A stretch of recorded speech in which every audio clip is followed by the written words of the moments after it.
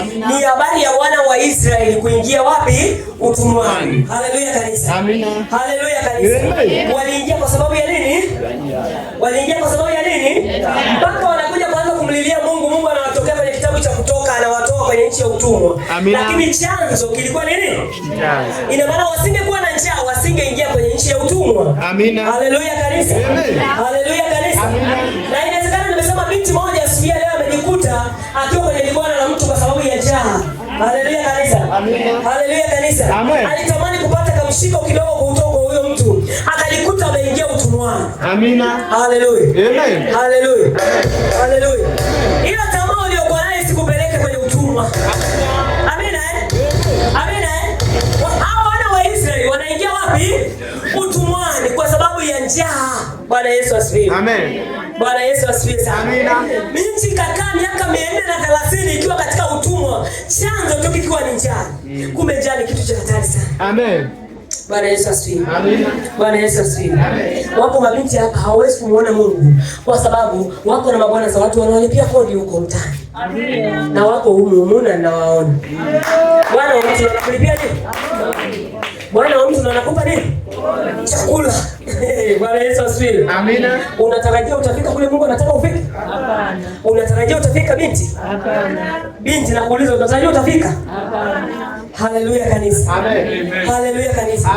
Njaa ndio inasababisha tupate watoto machokora mtaani. Kwa sababu wamama wanazaa wanatelekeza watoto, walienda kwa tamaa.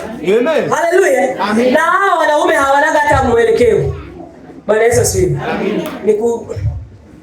Ni kama tu shambani kupita kuacha mbegu hapa. Maisha yanaende. Mbegu ikipandwa kokote kama kuna udongo zinaota. Ikikutana na maji na udongo zinaota.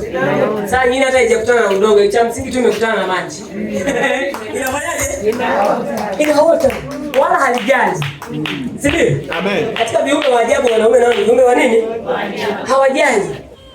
Si maji tu hayo. Wala hajali. Kwamba ni nini kimetokea hajali. Bwana Yesu asifiwe. Na hii tuliambiwa jana ni kwa sababu ya binti moja ambaye hajawahi kujitambua. Ukijitambua utavaa chupi, nimesema utakaza chupi yako vizuri. Si ndio jamani Ukikaza chupi yako hautavua ovyo ovyo. Hautakubali kuvua chupi kwa kila mwanaume. Bwana Yesu asifiwe. Na wengine wamefanya kama hiyo ndio sehemu ya biashara. Ni kweli sehemu yako ya mwili ndio sehemu ya kipato. Jamani, Mungu anaondoa mtaji.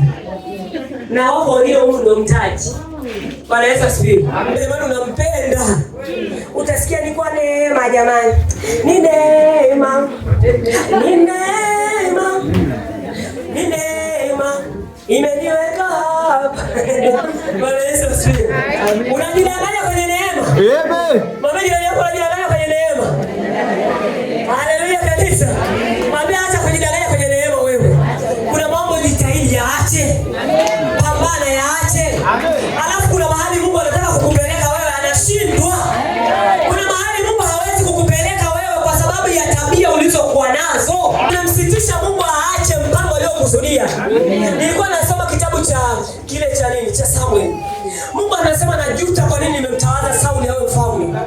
Haleluya kanisa. Amen. Hivi Mungu mpaka anajuta ni kitu cha kawaida? Sasa hizi hatuna mahali pa kuandikia Mungu akijuta juu yako. Hivi Mungu akijuta juu yako wewe utaandika wapi? Sisi tukajua kwamba Mungu amejuta kwa ajili yako. Tutajua? Hapana. Hatuta? Lakini watu wengi Mungu anajuta kwa nini nilijaribu kuweka kusudi ndani ya huyu mtu ambaye haelewi. Yako makusudi ya Mungu ameweka ndani yako. Lakini kwa kutokujielewa kwako Mungu amejuta. Na anaondoa yale makusudi ndani yako. Wako mabinti ni manabii wakubwa huko ndani. Lakini haiwezekani kufikia kwenye hatima kwa sababu hawajawahi kujitambua. Kuna mambo wameendelea kuyaendekeza. Kuna mambo usiyaendekeze kwenye maisha yako. Yatakucheleweshia hatima ya maisha yako. Haleluya kanisa. Haleluya kanisa. Haijalishi yetu kibalendo ashiki zinakuwa nyingi. Ziwe nyingi zilete hapa kwenye maji. Tumeambiwa tuje majini kwenye kiu hapa. Amina. Bwana atatukata kiu ya ashiki zilizozidi mwilini. Amina. Haleluya kanisa. Amen. Unaona mwili unazidi unaamka bila sababu. Mwambie Yesu nimekuja. Mwili wangu haueleweki muda wote uko juu hivi. Muda wote unaamka. Bwana nimekuja kwenye madhabahu yako. Naomba unisaidie. Haleluya kanisa. Na hii kitu inafanya watu wengi wafe. Yaani kiroho chako kinakufa. Watumishi wengi wamepotea kwenye utumishi wao kwa sababu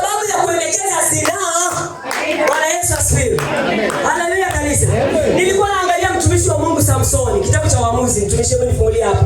Huyu Samson alikuwa ni mnadhiri wa Mungu mkubwa mno. Bwana Yesu asifiwe. Amina. Hivi wewe unajua kile Mungu alikiweka ndani ya maisha yako? Unakijua? Unakijua? Na nilikwambia usije ukajidharau vile unajiona. Usijaribu kujidharau. Haleluya kanisa. Usijaribu kufanya nini? Yako makusudi ya Mungu makubwa kwenye maisha yako, lakini hayawezi kutimia kwa sababu utakapokuwa unaelekeza njia ya dhambi na kiu. Amen. Haleluya. Amen. Haleluya. Ni sawa na Waamuzi 16.